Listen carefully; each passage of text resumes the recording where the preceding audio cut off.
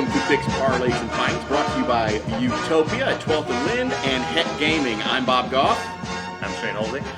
First off, I want to talk about, yes, another win in my lock of the week last week. Thank you very much. Oh, man, dude. Thank you to Brandon Aubrey for that win. Yeah, and the Panthers with the backdoor cover of the century. Yes. 27-3. Yes. Cardinals minus 6.5 down the drain. So, yeah, I had a great week last week, so I hope you followed some of the tips we had. So we'll see. You have good weeks and bad weeks. But remember, if you don't think you can handle it, 1-800-BETS-OFF, 1-800-GAMBLER, have your wife take your phone away, whatever it takes. So this week, we've got QU back in action after the early season bye, heading to Jefferson City, Missouri, Dwight T. Reed Stadium to take on the Lincoln Blue Tigers. An early bye week for them. They go on the road and get conference play started. I'm excited to see how that one pans out. Lincoln, a new GOVC member. Yep. Do you know what other organization Lincoln is a member of? I do not. Lincoln is a historically black college and university. That's right.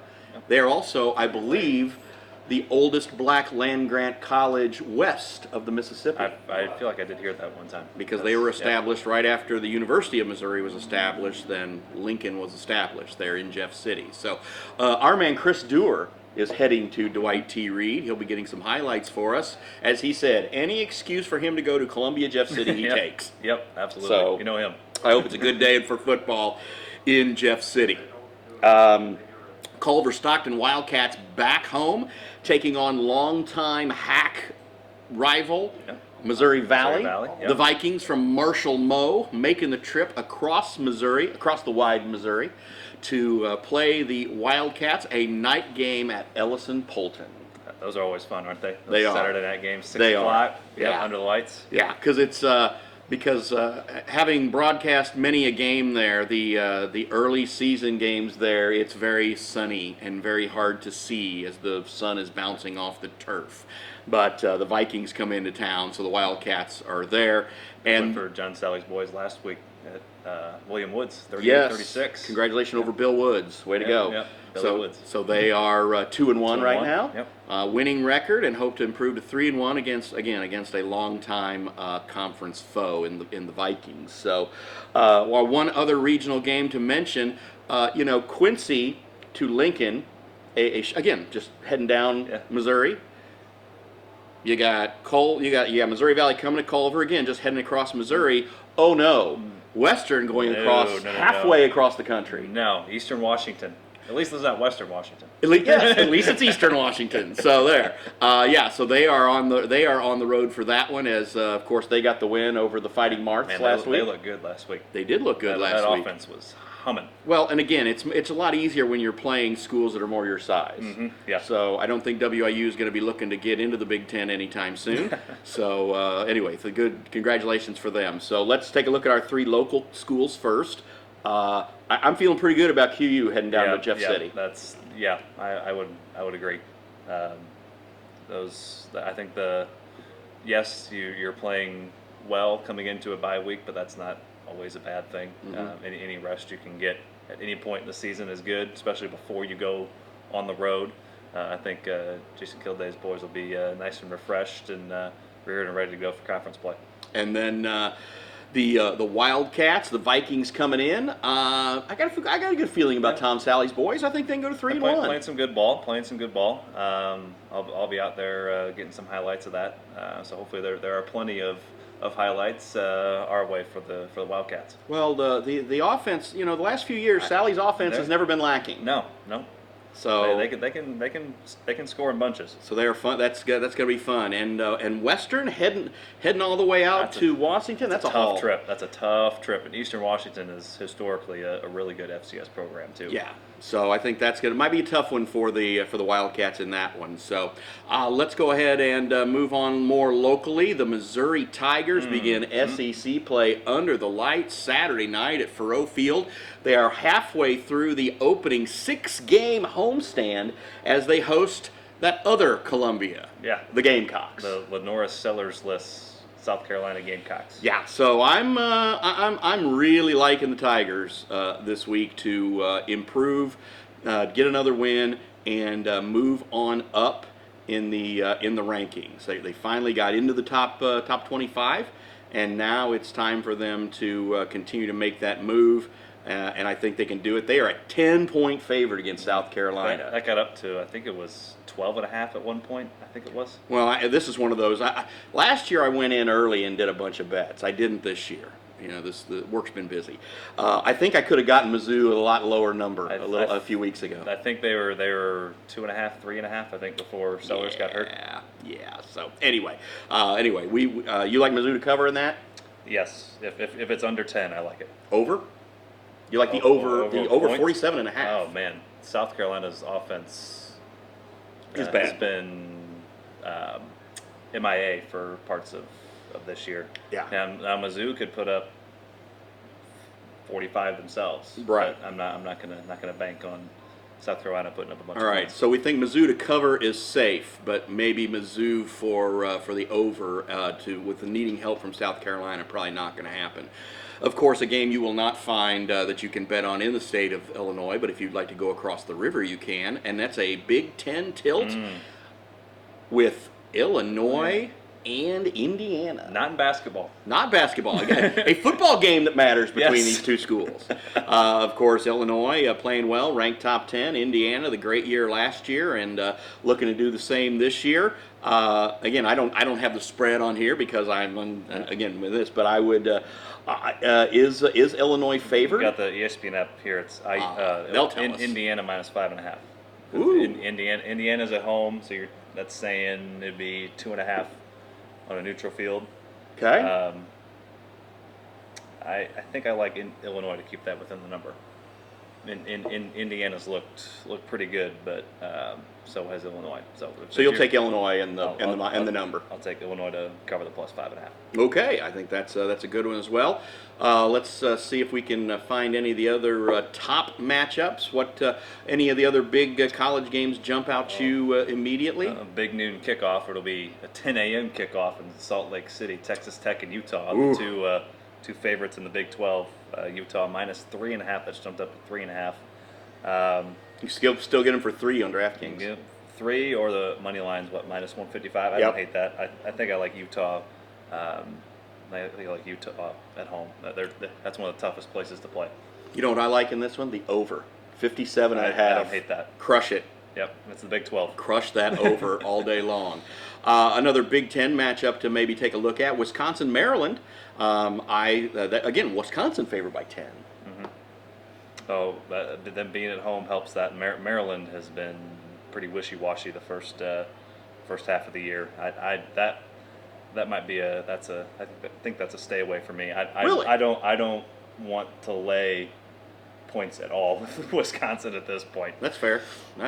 So, any other matchups out there? Michigan, Nebraska. We talked about Michigan, Oklahoma, of course, when they played. It's at Lincoln, and Michigan favored at Lincoln. Yeah, that scares me. Michigan, I think, is the more complete team, but we know the Matt Rule in year 3 is always tough to bet against. You get plus money on the money line for Nebraska. Yeah, if you look at me hit that right now, right here on camera, making a bet in front of everybody. I'll throw a $5 on that. I'll throw a $5 on the Huskers. I like that a lot. So those are, I think, the more regional matchups. I think those are some of the Auburn, better ones. Oklahoma's a good one too. It is. I think Oklahoma. I like them. Anything less than a touchdown. Yeah, I don't think Auburn is back by any stretch of the imagination. So let's quick look at the big NFL games we have for you. Of course, the Thursday night game, the Dolphins and the Bills. Mike McDaniel with one of the more bizarre post-game interviews I've ever seen. Yeah, there's not a whole lot of juice with that team right now. That dude's on another planet. Yeah. I mean, it's not just his wardrobe, don't get me wrong, but it's just everything. He was just spouting off some stuff the other day. It's like, is this AI? Is this really you saying this? So it was a little bizarre to say the least. So the Bills are favored by 12.5 in Buffalo. Yeah.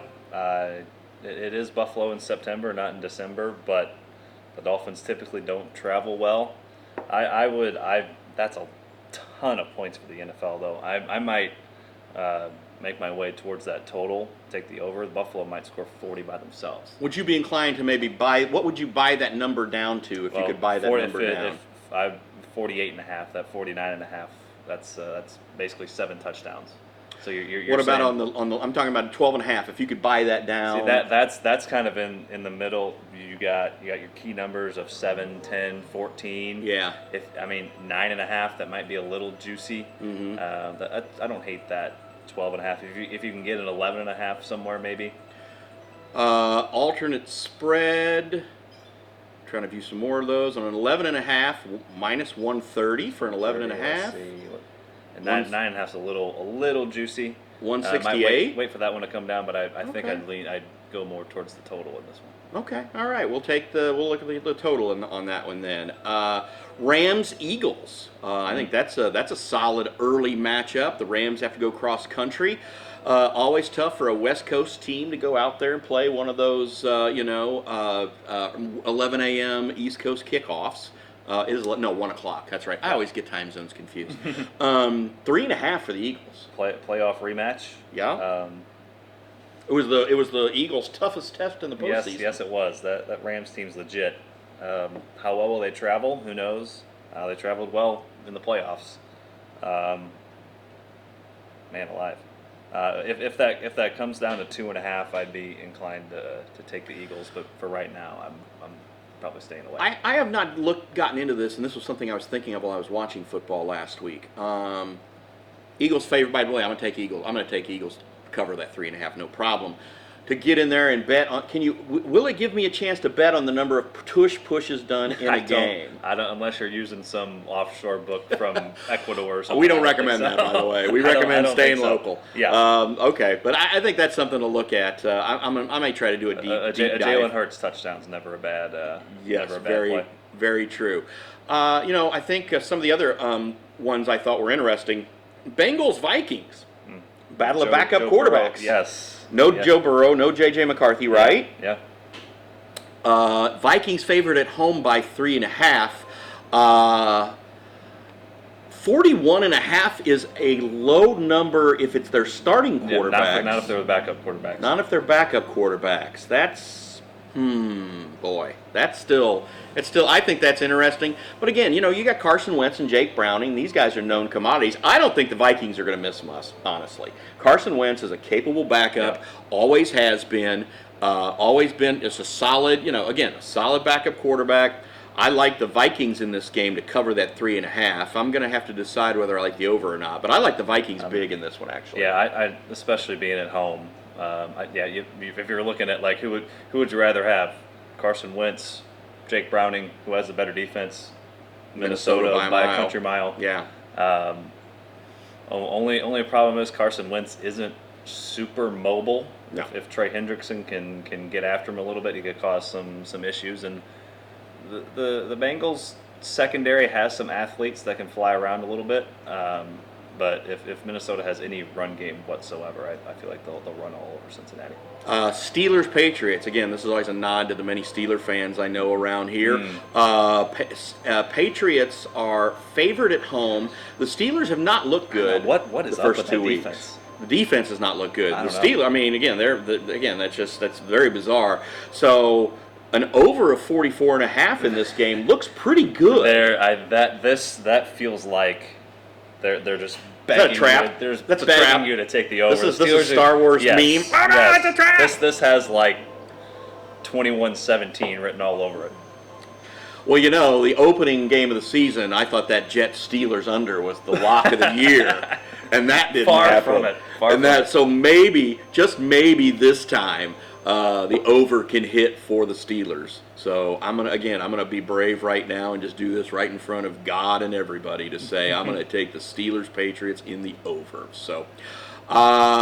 Rest of the games, of course, the Sunday afternoon game of the week for Fox, Bears hosting the Cowboys. Chicago favored, mind you. Chicago. I got Dallas favored. Depending on which book you look at. DraftKings says Dallas by a point and a half. ESPN's got them favored by a point. So it's basically a coin flip, basically a pick 'em. I think the over at 50 Holy smoke. is money. for a Bears, that might be the highest total I've ever seen on a Bears game.